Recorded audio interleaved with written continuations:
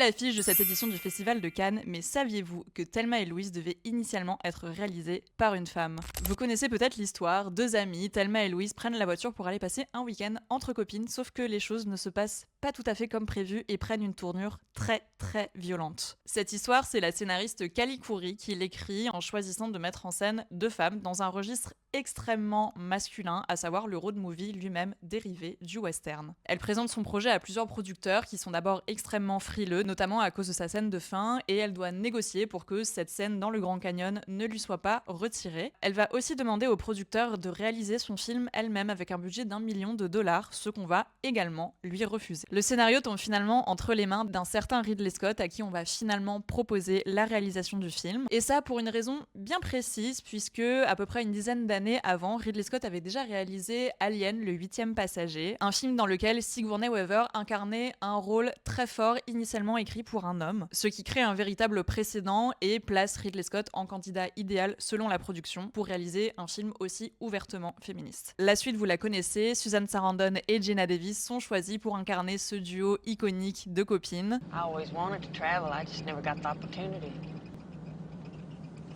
You got it now. Et le film Thelma et Louise va faire un parcours très prestigieux du côté des Oscars où il sera nommé plusieurs fois, notamment pour l'Oscar du meilleur film et doublement nommé à l'Oscar de la meilleure actrice pour Geena Davis et Susan Sarandon. Mais c'est finalement Kali Khoury elle-même qui sera récompensée pour son travail en remportant l'Oscar mais aussi le Golden Globe du meilleur scénario.